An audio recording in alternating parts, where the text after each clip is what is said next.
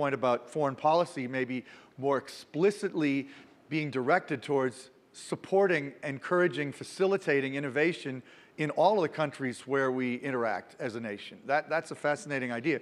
But I wanted to ask you, Nobu, to talk about this idea you have of the City OS, because it is a very interesting way of thinking about that, which is really non-national or non-chauvinistic, shall we say. It's about everybody winning, right?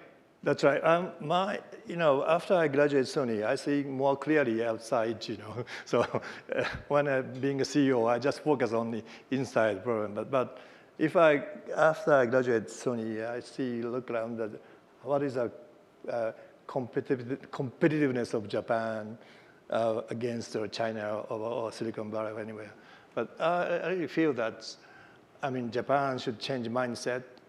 And that reason I decided to organize Asian Innovation Forum. So if you go to China, everything is a copy. So, even Sony latest, the most complicated, mechanical camera is also copied instantly. So this is the kind of current situation. But when Goldman Sachs, everybody said the future of Asia, that means more than 40, 50% of the GDP of the world. But without innovation, how they can be respected? So, in order to be respected from the world or, contribute to the society, the innovations, should be created, or at least part of it, from Asia. So then, and what from Asia?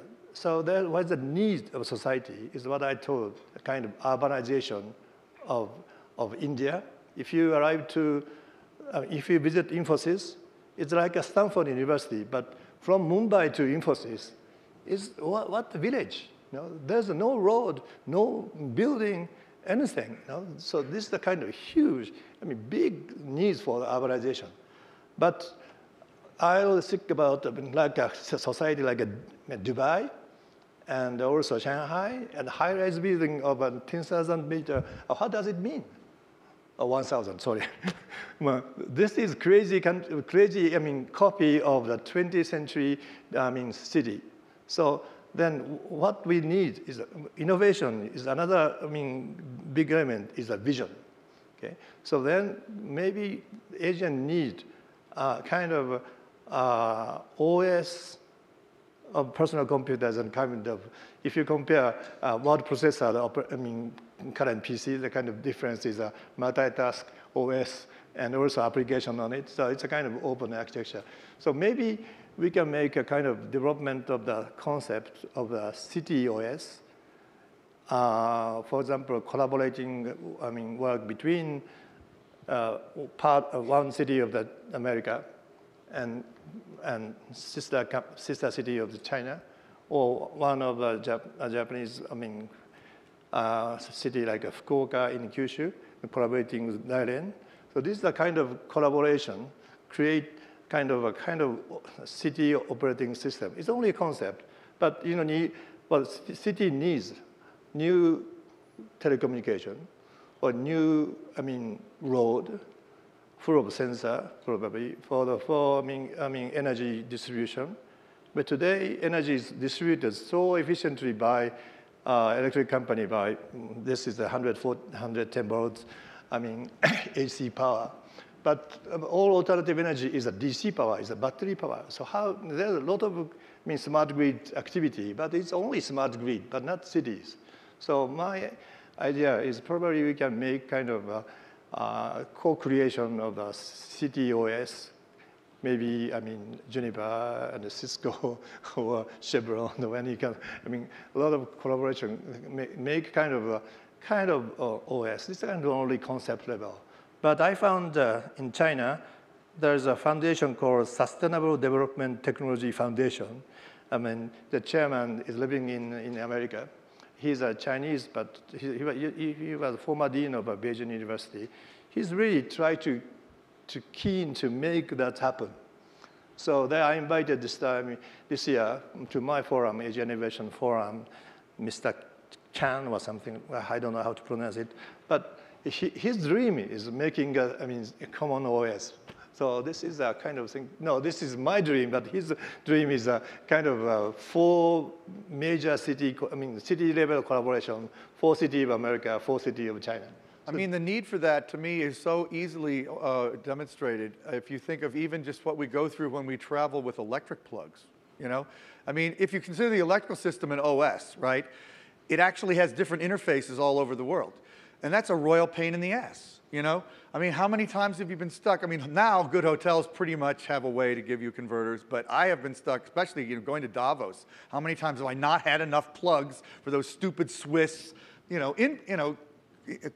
plugs? And I think you can look at it at a larger level, that if you had the same plugs, whether it's for a sewage system or the subway or the hospital system, or, that could encourage innovation and bring everybody up. I mean, I think this is a really cool idea. I'm sorry, I keep promoting it. But do you think it's a good idea, Jim?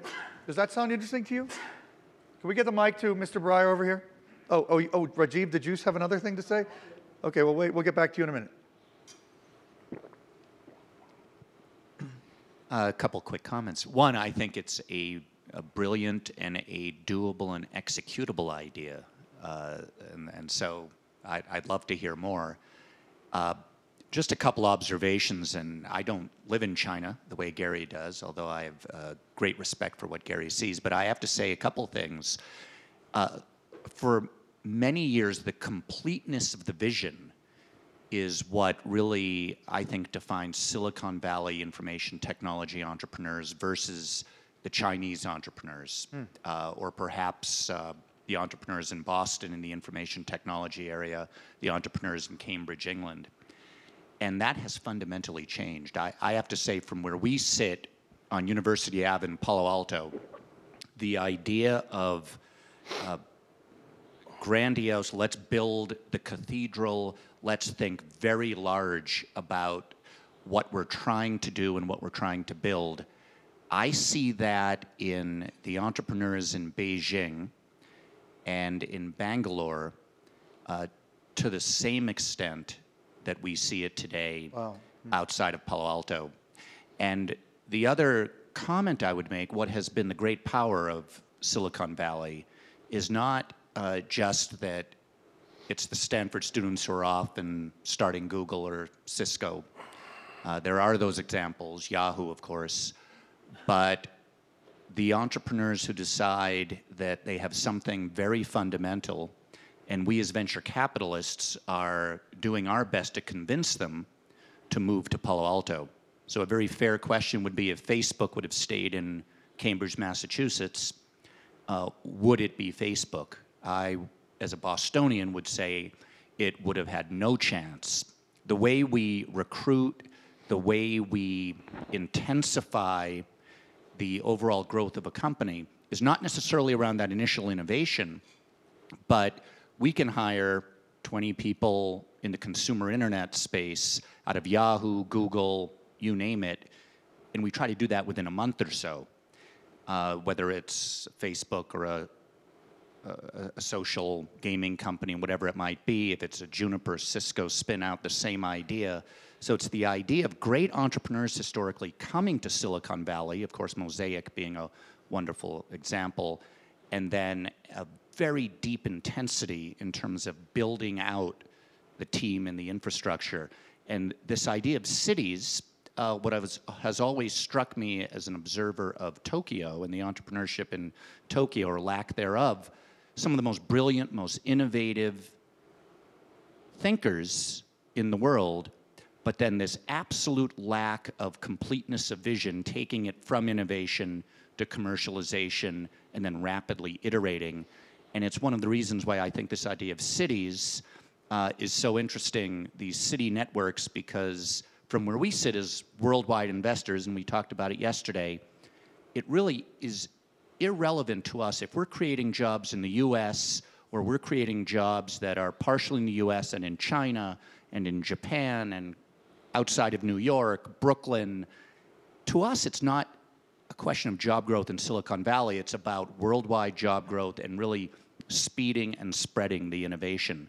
So I think there's a compelling idea there. And as I have mentioned to you, David, I think, and as Kevin said, I really do believe social networks, virtualization, and some of these colliding technologies 5 or 10 years from now really does change the nature of where the great new companies are being built. In a really good way. In a very, very yeah. positive, capital efficient, really exciting way for those of us who are not just focused on the US.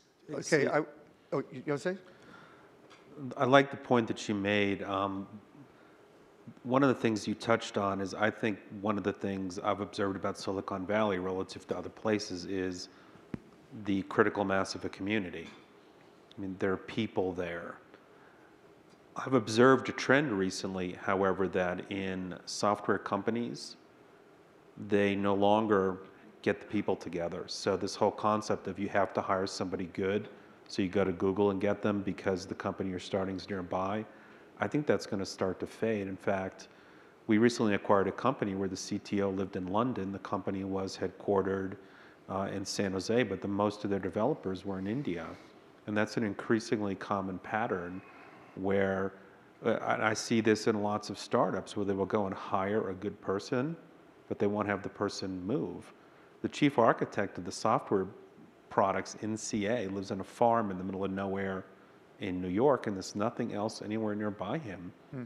The development person who runs our cloud product development lives in Salt Lake City, and he's the only CA employee in Salt Lake City. So I think part of the value of the City OS and then expanding up beyond that is exactly this.